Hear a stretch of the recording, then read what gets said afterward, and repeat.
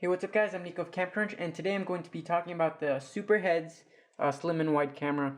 Now, this camera comes in a variety of colors and is considered a toy camera, retailing from anywhere between $9 to $25, depending on where you look online. But this is actually a clone of the Vivitar Slim and Wide, which has become quite of a cult camera in the recent years. And if you guys don't know, the Vivitar Slim and Wide was a camera that was sold in little supermarkets for around $20, and it was supposed to be a camera that you wouldn't mind losing if that happened to happen. It was a cheap camera, a plastic camera, but it yielded pretty good results for the price that you paid for it. And this is a clone of it. It's basically the same except for the color scheme, which has been painted. This is the Slim White Angel, and it comes in a variety of colors with different names to come along with it. One awesome feature that it has, and one reason why it was so good, was because of the wide angle lens. It has a 22mm equivalent wide angle lens, and on a 35mm piece of film or sensor, 22 is really wide. You can get a lot. You can get some really interesting pictures with that, because you want a wider rather than a narrow lens. If you're going to have one lens and you want it to be like sort of a point and shoot camera where you can point at something and you will get a lot in the frame. Now let's just look through the camera itself. So here's the front, very simple. You have the viewfinder window from the front, and you have your super fat lens, as they call it, which is 22mm, and here's the badge, White Slim Angel. Going to the side, you have your lanyard strap, and it's black nylon lanyard, nothing special. In the back, you have your film advance, you have your viewfinder, and you have of course, the film compartment. And something that annoyed me about this camera was the film compartment, because it was hard to open. I don't know if I can demonstrate how. Oh, well, that opened on the first go, but it actually takes me a while sometimes to open the back.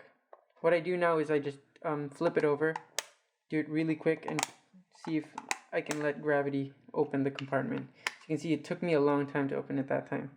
But it might be an issue with this camera, this particular one, and not all of them in general. Moving to the top, you have your frame counter. I don't know if you can see that, and you have your shutter. And on the left side, you have nothing. On the bottom, you have the film, rewind, and that's pretty much for the camera. Now I'm going to talk about the build quality of the camera. Then I'm going to talk about the images for a little bit. Now the build quality is, well, pretty cheap, but that's to be expected considering the price of this camera. Its build quality isn't as good as Lomo cameras, the Lomography branded cameras, something like the Fisheye 2, which I reviewed, or the Diana or the Holga, or any of those cameras. This is very, very light. Now it hasn't broken. It's got scuffs everywhere, but it still works perfectly. So that's one thing to note. It's also very light. Even with the film, it's extremely light, lighter than I thought it would be. This isn't mine, by the way, it's my friend's, but she let me borrow it for this review.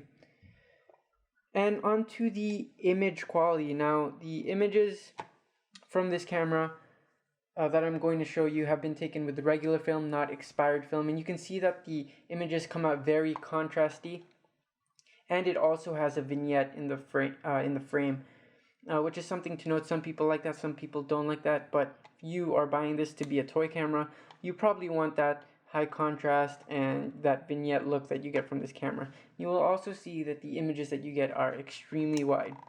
And I actually haven't shot a full roll with this. I've only used it with my friend, and she's had the rolls developed, and I've shot a few, but not completely. But I've seen the results, and those are the ones I'm going to show you at the end of this clip.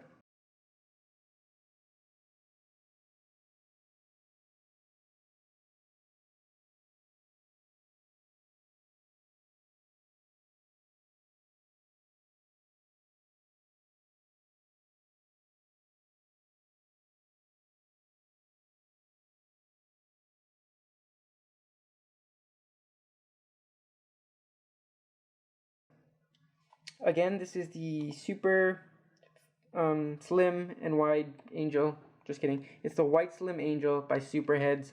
It's a toy camera, $9 to $25 depending on where you look. And I'll actually have the full specifications down below on the actual exposure that you get, because this is a point and shoot camera without exposure. So I'm gonna write down the exposure settings down below.